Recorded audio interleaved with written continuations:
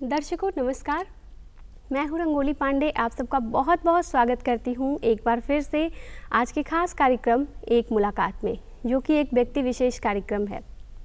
मैं हमेशा ही आपको इस कार्यक्रम में ऐसे शख्सियतों से रूबरू करवाती हूं जो किसी पहचान के मोहताज नहीं होते, और आज भी हमारे साथ एक ऐसे ही शख्सियत उपस्थित हैं। जब भी हम कोई फिल्म या नाटक देखते हैं तो उसके किरदारों से बहुत प्रभावित होते हैं, लेकिन ज़रा सोचिए उस इंसान के बारे में जिसके कंधों पर पूरी फिल्म या पूरी नाटक की जिम्मेदारी होती है। फिर भी वो सब कुछ बैलेंस करते हुए हम दर्शकों के लिए हमारे मनोरंजन की चीज़ हमारे सामने प्रस्तुत करते हैं। कोई भी नाटक, कोई भी शो अगर हम देखते हैं तो पर्दे पर जो प्रदर्शन कर रहे कलाकार होते हैं सिर्फ उन्हें ही देखते हैं और उनकी ही सराहना करते हैं, लेकिन पर्दे के पीछे जो डायरेक्टर होते हैं उनकी मेहनत को हम नहीं देखते। उनके संघर्षों की कहानी को, कैसे उन्हें सफलता मिलती है, ये हम आज जानेंगे। हमारे साथ आज उपस्थित हैं संजय उपाध्याय जी, जो कि वरिष्ठ नाट्य निदेशक हैं। आइए मिलते हैं इनसे। सर, आपका बहुत बहुत स्वागत है हमारे आज के खास कार्यक्रम एक मुलाकात में। शुक्रिया। सबसे पहले मैं आपसे जानना चाहूँगी सर कि आपका जन्म कब और कहाँ हुआ, और आपने अपनी प्राथमिक शिक्षा कहाँ से प्राप्त की? ये 1965 में मैं पटना में ही पैदा लिया, और हमारी प्रारंभिक जो शिक्षा है वो पटना से ही हुई। मैं मूलतः अभी ज़िला अरवल है, वहाँ अय्यारा नाम का एक गांव है, वहाँ का हूँ, लेकिन मेरे पिताजी, मेरे चाचा जी, ये सारे लोग पटना आ गए थे सर्विस में, तो इसलिए मुझे भी पटना आना पड़ा। इसलिए मेरी पैदाइश भी पटना ही है, और मेरी प्रारंभिक शिक्षा पटना में हुई, और मैं टी.के. घोष एकेडमी, वहीं से मैंने मैट्रिकुलेशन किया, और उसके बाद फिर मैं B.N. कॉलेज आया पटना यूनिवर्सिटी में, फिर वहीं से M.A. किया। M.A. अंग्रेजी साहित्य से किया दरभंगा हाउस से। M.A. करने के बाद फिर मैं राष्ट्रीय नाट्य विद्यालय नई दिल्ली चला गया, नेशनल स्कूल ऑफ ड्रामा। फिर वहाँ से डायरेक्शन में कोर्स करके फिर 1990 में मैं वापस पटना आया, और उसके बाद लगातार मैं थिएटर कर रहा हूँ। 94 से लेकर 96 तक मैं Shri Ram centre performing arts नई दिल्ली का डायरेक्टर रहा। फिर वापस पूरे देश दुनिया में घूमते हुए वापस फिर पटना आया 2000 में। 2000 से 10 तक फिर पटना और पूरे बिहार, पूरे देश में घूम कर अपनी संस्था निर्माण कला मंच के तहत नाटकों का प्रदर्शन करता रहा। फिर 2010 में मैं Madhya Pradesh school of drama का डायरेक्टर बना, फाउंडर डायरेक्टर, जो मध्य प्रदेश गवर्नमेंट के डिपार्टमेंट ऑफ कल्चर के अंतर्गत ये नाट्य विद्यालय की स्थापना हुई थी। तो 2010 से लेकर 2018 तक मैं वहाँ निदेशक रहा। उसके बाद फिर मैं वापस पटना आ गया हूँ। जी, आपकी प्रमुख प्रेरणा स्रोत क्या है सर, जो आपको प्रेरित करते थे थिएटर में जाने के लिए, और कब आपको ऐसा लगा कि आपको थिएटर के क्षेत्र में ही जाना चाहिए? जी, मैं मूलतः फुटबॉलर था। बचपन से फुटबॉल खेलता था जी। कबड्डी खेलता था, कुश्ती लड़ता था, और एक तरह से कहा जा सकता था खिलंदड़ था मैं। और फुटबॉल मैं प्रोफेशनल खेलता था। मैट्रिक तक मैंने फुटबॉल खेला है। इंटर कॉलेज, ये स्कूल जो लीग होता है उसमें मैं बाकायदा। और बचपन से मुझे गाने का शौक़ था, तो मैं सिंगर था, लोकगीत गाता था। चूँकि मेरी माँ भी संस्कार गीत गाती थी, शादी ब्याह के मौके पे जो गीत गाए जाते हैं उन गीतों को माँ बहुत अच्छा सुर में गाती थी। और मैंने जब होश संभाला घर में, तो मेरे घर पे एक हारमोनियम था रखा हुआ, और पता चला पिताजी उस पर कुछ रियाज़ करते थे, गाना वाना गाते थे जी। तो वो एक तरह से संगीत का संस्कार मुझे मेरी माँ से, पिताजी से बचपन में मिला, और फुटबॉल खेलता था उसके। और स्कूल में मैं कल्चरल जो प्रोग्राम होते थे या एनुअल फंक्शंस होते थे, या और भी अलग अलग जो कभी सरस्वती पूजा, तो इस तरह के ओकेज़न पे मैं गाना वाना गाता था। और मैं पॉपुलर हो गया था क्योंकि स्कूल से फुटबॉल खेलता था और इस तरह के कल्चरल एक्टिविटी में रहता था, तो मेरी पहचान हो गई थी। उन्हीं दिनों मेरे प्रेरणा स्रोत के रूप में हमारे जो स्पोर्ट्स टीचर थे धनंजय नारायण सिन्हा जी, स्वर्गीय, आजकल वो हैं नहीं, स्वर्गीय, पिछले साल ही उनका देहांत हुआ। तो स्वर्गीय धनंजय नारायण सिन्हा जी हमारे स्पोर्ट्स टीचर भी थे और उनका ही बैकग्राउंड था, वो संगीत रंगमंच से जुड़े हुए थे। तो उन्होंने ही मुझे प्रेरित किया रंगमंच में आने के लिए। और हमारे स्कूल में एनुअल फंक्शन था, उसमें तत्कालीन जो गवर्नर थे बिहार के माननीय जगन्नाथ कौशल जी, उन्होंने आग्रह किया था कि हम आपके यहाँ तभी आएंगे चीफ गेस्ट बनकर जब कोणार्क नाटक आप अपने बच्चों से मंचित करवाएंगे। तो ये जिम्मेवारी हम धनंजय नारायण सिन्हा को मिली उसको तैयार करने की। और उन्होंने ही मुझे कहा कि चूँकि स्पोर्ट्स टीचर थे हमारे, तो उन्होंने कहा तुम गाना गाते हो, नाटक करोगे? हमने कहा नाटक क्या होता है जी। तो उन्होंने कहा कि जो सिनेमा देखा है। तो हमने कहा हाँ सिनेमा तो देखा है, तो उसी तरह का होता है, नाटक में भी एक्टिंग करना होता है, ये सब होता है। तो हमने कहा कर लेंगे। उसके बाद उन्होंने कहा कि ठीक है कल आ जाना स्कूल में।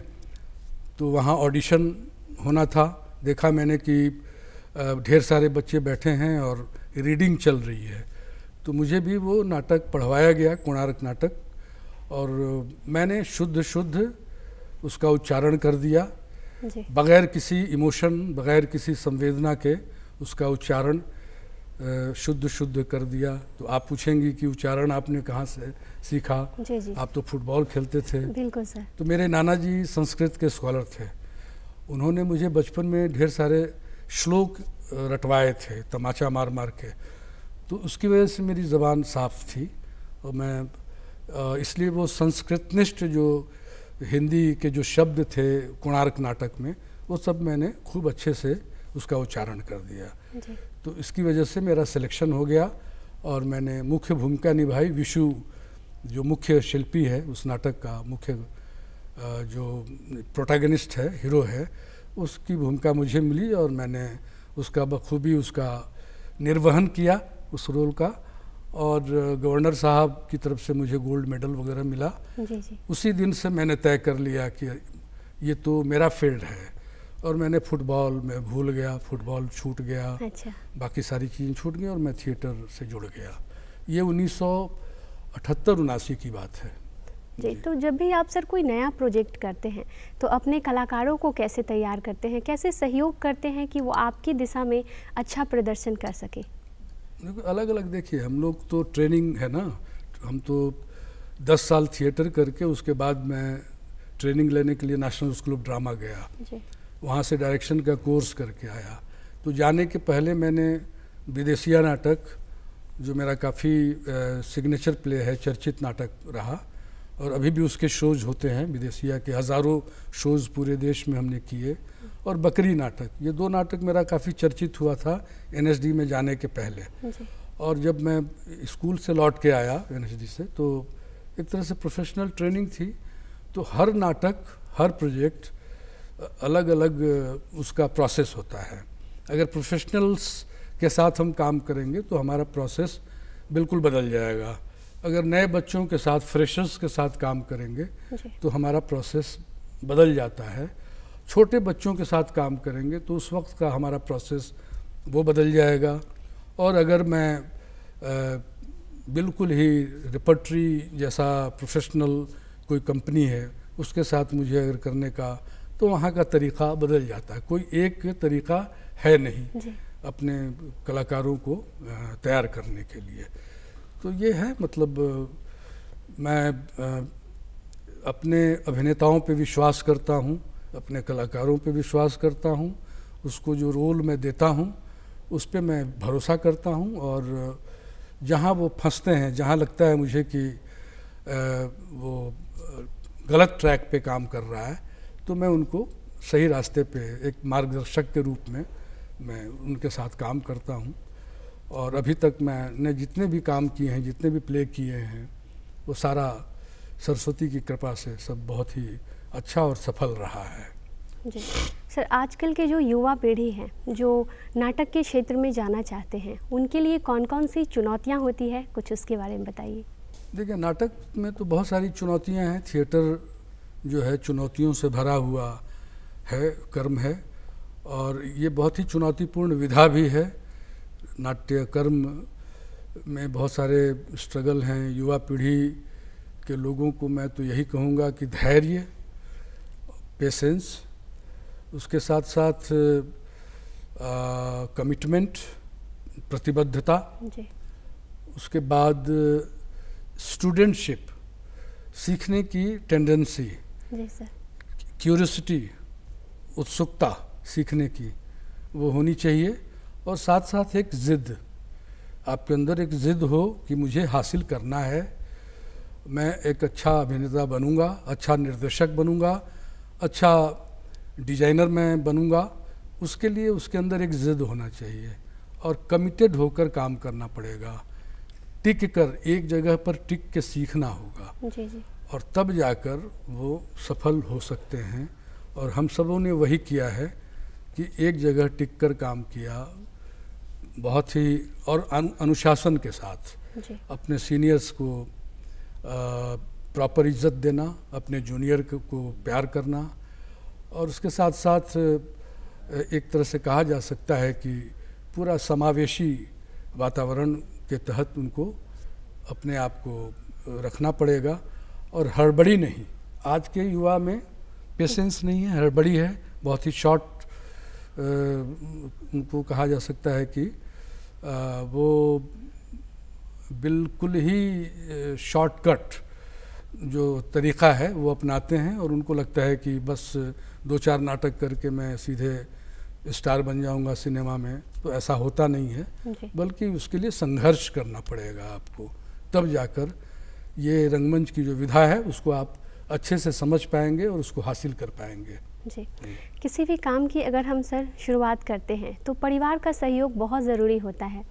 तो जब आपने ये ठाना कि मुझे ये सिंगिंग और फुटबॉल छोड़कर नाटक के क्षेत्र में जाना है, तो आपके परिवार का कितना सहयोग था, कुछ उसके बारे में बताइए। देखिए, सिंगिंग मैंने छोड़ा नहीं है जी, और मैं डायरेक्टर के साथ साथ एक संगीत निर्देशक के रूप में जाना जाता हूँ। अच्छा अच्छा, और पूरे देश में मुझे एक सम्मान की दृष्टि से देखा जाता है। बतौर नाटकों की दुनिया में संगीत निर्देशक के रूप में 2-4 नाम हैं, उसमें मेरा भी नाम आता है। तो संगीत मेरा छूटा नहीं है। ठीक है कि मैं मूलतः डायरेक्टर हूँ, और जहाँ तक घर की बात है, परिवार का सहयोग, तो कोई भी परिवार नहीं चाहता है कि हमारा बच्चा नाटक करे, क्योंकि इसमें कोई इसको एक तरह से सोशल रिकॉग्निशन उसको मिला नहीं है। और अभी भी एक तरह से कहा जाए कि परिवार वालों को लगता है कि नाटक करके हमारा बच्चा बर्बाद होगा, वो इंजीनियर बने, डॉक्टर बने, आईएएस बने, आईपीएस बने। लेकिन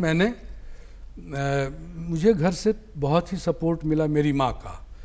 मेरी माँ अगर नहीं होती, सपोर्ट नहीं अगर उनका होता, तो शायद मैं इस फील्ड में नहीं आता। घर वाले चाहते थे कि मैं आईपीएस बनूं, और उस तरह से ट्रेनिंग भी मेरी दी जा रही थी, लेकिन मैंने वो सब कबूल नहीं किया, और मैंने थिएटर को एक्सेप्ट किया और मान्यता मिली। बाद में घर वालों ने भी मान्यता दिया, जब उन लोगों को लगा कि नहीं, इस फील्ड में ये अच्छा कर रहा है। और जैसे ही मेरा नेशनल स्कूल ऑफ ड्रामा में एडमिशन होता है, तो फिर घर वालों ने भी एक्सेप्ट करना शुरू कर दिया, परिवार वालों ने एक्सेप्ट करना शुरू किया। और होता क्या है कि परिवार की तरफ से एक्सेप्टेंस जब आपको मिलता है, तो फिर आपका मोहल्ला भी आपको पहचानने लगता है, रिकॉग्नाइज करता है। बिल्कुल सर। फिर वो जिला, स्टेट, फिर पूरे देश में आपको मान्यता मिलने लगती है। तो घर से सपोर्ट बहुत ही ज़रूरी है, तभी आप आगे बढ़ पाएंगे। और मैं खुशनसीब हूँ कि मुझे घर से सपोर्ट मिला। थिएटर की एक ख़ास बात ये भी होती है सर कि उसमें रीटेक की कोई गुंजाइश नहीं होती, तो क्या किसी कलाकार के लिए ये खामी है या प्लस पॉइंट है? देखिए, खामी भी है, नहीं है खामी कैसे। रंगमंच तो रिहर्सल ओरिएंटेड विधा है। जी। उसमें आपको रिहर्स करना पड़ता है। सिनेमा क्या है कि आपको सीधे आपको जाना है और टेक में जाना होता है जी। और वहाँ पर आपको टेक देना होता है, फिर रिटेक होता है 2 बार 3 बार 4 बार 10 बार रिटेक होता है, फिर जाकर वो डायरेक्टर ओके करता है। रंगमंच में जब आप मंच पे आते हैं तो जीवंत माध्यम है और शुरू से लेकर आखिर तक आपको एक किरदार को जीना पड़ता है। जी। तो उसमें तो आपको कोई रिटेक होता नहीं है। तो इसलिए चूँकि वो रिहर्सल के प्रोसेस से गुजरा हुआ होता है, रिहर्सल कर कर के और तब जाकर आप मंच पे आते हैं और अपनी भूमिका का निर्वहन करते हैं शुरू से लेकर जब तक कि नाटक ख़त्म नहीं हो जाता है। तो इसलिए एक दोनों अलग विधा है। जी। सिनेमा अलग विधा है और नाटक जो है फिनिश प्रोडक्ट नहीं होता है, सिनेमा फिनिश प्रोडक्ट होता है। एक बार जो शूट हो गया वो फिनिश्ड है, अब दोबारा वो चेंज नहीं हो सकता है, वो ज़िंदगी भर वही होता रहेगा। नाटक में है कि आज हमने एक शो किया और कुछ अधूरा है तो कल उसको हमने और उसको करेक्ट करते हैं, रिकरेक्ट करते हैं। जी जी। तो इसलिए इसमें बदलाव की गुंजाइश होती है रंगमंच में, सिनेमा में वो गुंजाइश नहीं होती है। तो दोनों का अपना अपना अलग विधा है और दोनों का अपना अभिनेता के लिए अलग अलग एक्सपीरियंस है, अनुभव है। रिहर्सल प्रोसेस की जो अभी आप बात कर रहे थे सर, तो किसी भी कहानी को तैयार करने के लिए कितने दिनों तक आप लोग रिहर्सल करते हैं, कितना वक्त लगता है उसके लिए? डिपेंड करता है नाटक किस तरह का है। कोई बहुत बड़ा क्लासिक आपने उठा लिया है जी। तो महीनों लग जाते हैं, कम से कम 45 डेज तो लग ही जाता है। जी। और वैसे भी फुल लेंथ कोई नाटक हम जब करते हैं तो 1 महीना आइडियल उसका टाइम होता है। जी। और छोटे प्लेज हैं तो 15 दिन में भी हो जाता है। जी जी। और डिपेंड करता है कि अगर पूरी टीम दिन भर आपके साथ काम कर रही है तो 15 दिन में भी एक नाटक हो जाता है। और वैसे तो मतलब डिपेंड करता है।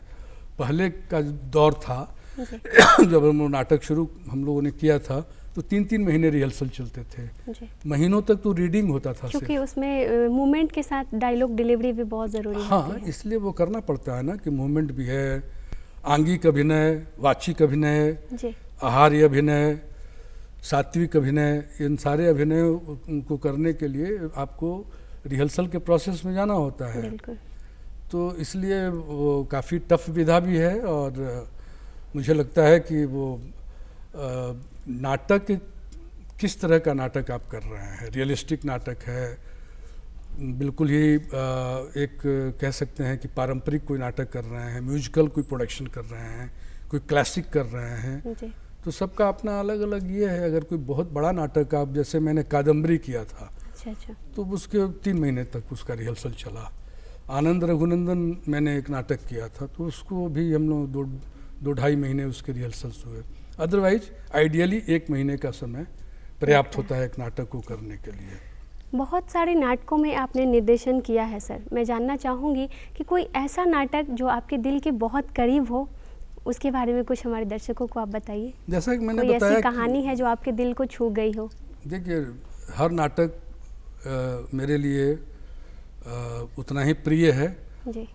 और कोई नाटक ऐसा होता है जो आपके जीवन में जो आपको एक तरह से कह सकते हैं अमर कर देता है। तो मैंने विदेशिया नाटक किया जी। ये 1985 में मैंने उसको तैयार किया था और तब से लेकर आज तक इसके हज़ारों शोज़ पूरे देश में उसके हो चुके हैं। और वो नाटक मेरे बहुत ही दिल के करीब है क्योंकि उसमें विस्थापन का दर्द है। उस नाटक में विरह है। जी। एक नायिका है जो नई शादी हुई है, शादी करने के बाद उसका पति उसको छोड़कर विदेश चला जाता है कमाने। अच्छा। और पत्नी उसके इंतज़ार में रहती है, 12, 13, 14 साल तक इंतज़ार करती है, वो लौट कर नहीं आता है। तो उसके विरह में वो इंतज़ार करती है और अलग अलग मौसम में अलग अलग जो फेस्टिवल हैं उस पे वो अलग अलग तरीक़े से रिएक्ट करती है और विरह में रहती है। उसके बाद वो जो उसका जो पति है शहरी हो गया। अच्छा। शहर में एक नया घर बसा लिया, नई शादी कर ली और उसने बच्चा भी हो गया। और उसके बाद फिर एक बटोही है जी। वो अभी जा रहा है शहर कमाने के लिए, कलकत्ता मान लिया, वहाँ गया है। और वो नायिका है जो कहती है कि जाकर खोज कर ले आओ मेरे पति को, उसका हुलिया बताती है, तस्वीर देती है। और बटोही जाता है शहर और किसी भी तरह से खोज कर उसको बताता है कि तुम अपनी पत्नी को छोड़कर यहाँ आ गए। तो तब उसको रियलाइज होता है उस विदेशी को, और वो रियलाइज होता है। फिर वो वापस आता है गांव। तो शहर से गांव से शहर जाना और शहर से वापस गांव आने की जो पूरी प्रक्रिया है उसमें नायिका किस तरह से विरह में रहती है और उसके इंतज़ार में रहती है। तो एक तरह से डिस्प्लेसमेंट की कहानी है। लोग कमाने के लिए, रोज़ी रोटी के लिए अपने घर छोड़कर और बाहर जाते हैं कमाने, डिस्प्लेस्ड होते हैं, विस्थापित होते हैं। तो वैसी स्थिति में विस्थापन आज का बहुत ही जिसको कह सकते हैं कि प्रासंगिक विषय है। आज भी लोग विस्थापित हो रहे हैं और अपने घर से ही हम विस्थापित हो रहे हैं। फिजिकली तो विस्थापन होता ही है, हम मन से भी विस्थापित होते हैं, दिल से भी विस्थापित हो रहे हैं। ये एक बहुत ही ज्वलंत विषय है आज के समय का। इसलिए मैं इस नाटक के बहुत ही करीब हूँ और बहुत ही मुझे प्रभावित करता है ये नाटक।